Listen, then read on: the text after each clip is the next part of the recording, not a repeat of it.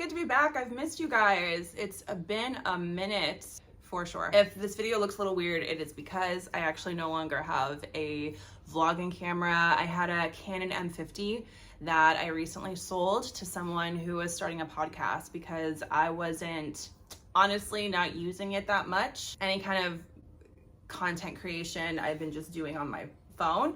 So yeah, probably in the future I will work on getting another camera if it's necessary. I actually wanted to make a follow-up video after 3 or 4 years. I was actually getting a lot of comments on, well, 2 older videos that are like 3 or 4 years old, but I'll link it right here. One was a video about age gap, me having my kids 10 years apart, what were the pros and cons of that. And then the other one was just information for new moms that I thought would be helpful for new moms to know. So I did a video on that, and both of those actually still years later, I get comments from people basically just saying, thanks, I'm glad I'm not alone, or I thought that this was just me, but now I see it's normal. Giving moms some reassurance that having kids far apart is not the end of the world. It is not a bad thing. I realized I never made a follow-up video. How I've been doing these past 4 or so years, where I was basically talking about a lot of my struggles. We'll just get into it. For reference, my daughter is now 4.5 years old. She'll actually be 5 in January.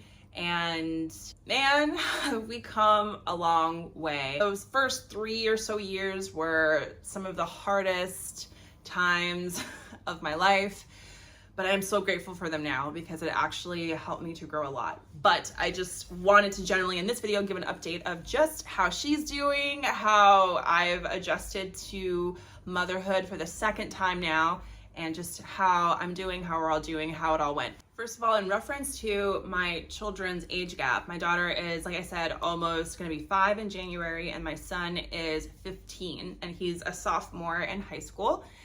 She's not even in kindergarten yet. 10 years-ish age gap between the two of them.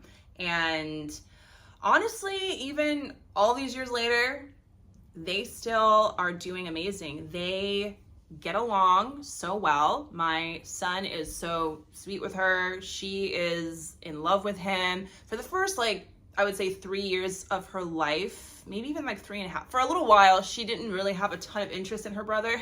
He actually had interest in her, and she was just not about him. She was about me and her dad and toys and food, and that's all she cared about. So she kind of ignored him for a while. But when we moved here to Indiana is actually where she, was a little bit older, and she did start warming up to him. And now she just kind of went into this mode of being like his little shadow. She tries to follow him everywhere. If he has friends over, she's right there behind them.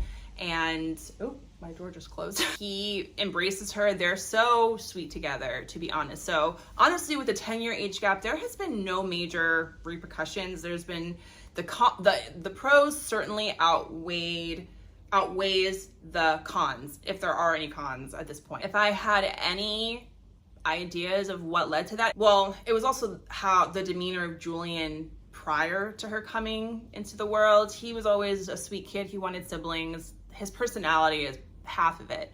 The other half of it is that we just try to do things as a family with both kids. We try to make him feel included. We try to make her feel included. Like, we are a unit. It's not always one kid over the other, even though obviously she does take a lot more time and effort. He understands that. And just kind of encouraging an overall closeness with the whole family, but also between the 2 kids.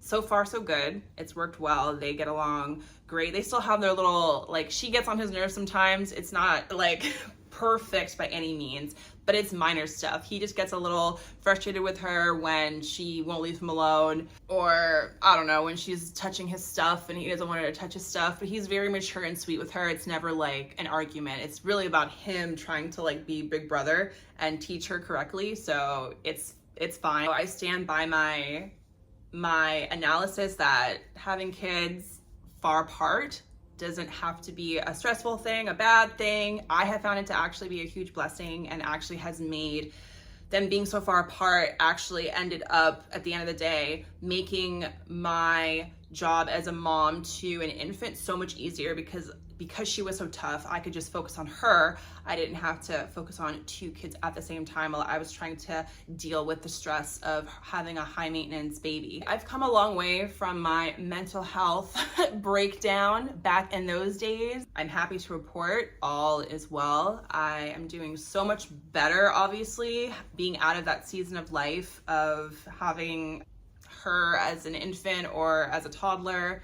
Man, she really went through those terrible 2s and terrible 3s. Actually, it was terrible all the way until she was 3, so call that what you will. But my mental health is doing so much better. I have done so much inner healing, inner work, and I've said this before, that the struggles that I had with my daughter were actually a huge blessing in disguise, because it triggered a mental health, I don't know if I want to say crisis, that sounds a little dramatic, but something of that nature that needed to happen in order to propel me forward into a place of growing and healing and just bettering myself and finding things out about myself that I wasn't aware of initially. Just in general, like thinking I was so patient, just because my son, my first child, was so easy. I never got tested to be impatient like that. Having anger issues, they call it postpartum rage. Rage sounds kind of extreme, but it can kind of feel that way. If you've never experienced postpartum rage, it's basically just where you just anger seemingly comes out of nowhere and just bubbles up in you long after at least for me, long after the hormone shift. Obviously, certain things can come up, emotions can become more unstable when your body's trying to regulate its hormones, but this was like long after that, where that should have been resolved, but I was still having these issues with my mood and stuff like that. So it was really about deeper stuff that I guess I wasn't aware of my whole life. And the struggles I had with my daughter basically forced me into having to look at myself and where my weaknesses were and do that work because that was the only way I was going to feel better. It was the only way I was going to come out of the dark hole I was in. No, my daughter is coming. Hi, baby. Want to come here? You can say hi. The child that put me through it. How old are you? 4. 4. Can you say hi to my friends? Hi. But yeah, we've been through it, but she's been so good for me and I'm so grateful. And she's amazing. Despite all the struggles, she is a well-adjusted, happy, sweet, affectionate, loving, beautiful little girl. So yeah, so I just wanted to give you guys a quick update on how we're doing over here. It's been a while since I have filmed in general. It's been months, but definitely it's been a long time since I've updated you on motherhood. As she got older, I got away from that a little bit. When that season had kind of passed, I was just okay, like I don't need to talk about that anymore. I can move on and just focus on myself and what I'm into. I just wanted to give you guys a little update on how it's all went. And yeah, it's actually it was better than I ever could have imagined it would end up being. So, all right, so that's the update. Thank you guys so much. And I will see you guys, whenever the next video is. Bye.